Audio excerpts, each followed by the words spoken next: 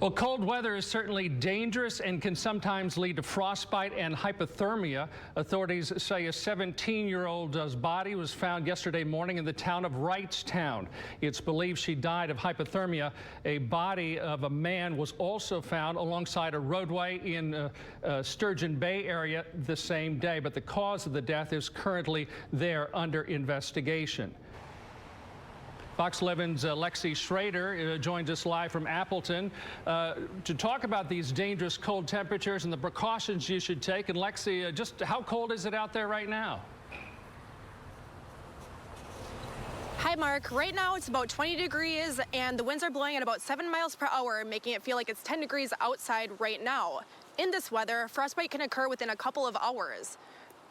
Your body begins to lose heat faster than it can be produced, which can cause a series of issues. I spoke to some safety experts about what you can do to prevent them. During the winter of 2021 and 2022, there were 91 cold-related deaths and over 2,200 cold-related emergency department visits throughout the state. That's according to Wisconsin's Department of Health Services. It typically range somewhere in the 40 to 60 or 70 range. Last year, we did have an unusually high number of cold-related deaths. We're continuing to track that again this year. Andrew Beckett with Ready Wisconsin says frostbite and hypothermia come with many risk factors. These can cause extreme illness, possible permanent damage to skin. It's very important that you watch for signs. Signs of frostbite include redness or pain, white or grayish-yellow skin, and numbness. Hypothermia is more serious than frostbite. Symptoms include confusion, slurred speech, shivering, and exhaustion. You can actually become hypothermic in as high as 65-degree weather if there's a wind chill and a moisture factor in there. Alex Quintana, public education specialist with the Appleton Fire Department, says it's a good idea to always be prepared. I'm sure you've always heard your parents tell you to keep some extra clothes in your car just in case you end up in a ditch. Especially when on the road. A jacket, some warm pants, a hat, a scarf, some gloves, as well as blankets. Flashlights are always a good idea so you can see what you're doing. Keep a phone charger in your car to make sure that you can contact somebody if you need some help. She adds if you encounter frostbite, there's one thing you should not do, which is move.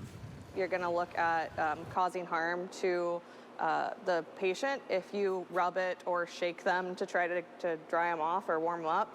It can actually cause them to go into cardiac arrest and they'll have a heart attack.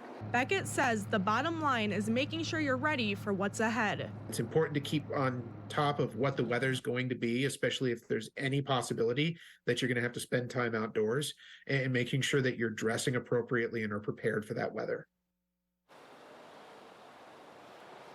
Appleton Fire also told me that if you do get stuck while traveling on a cold night, cat litter is a great way to get those tires unstuck.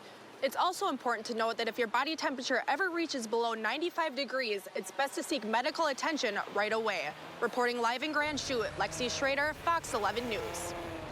Thank you, Lexi.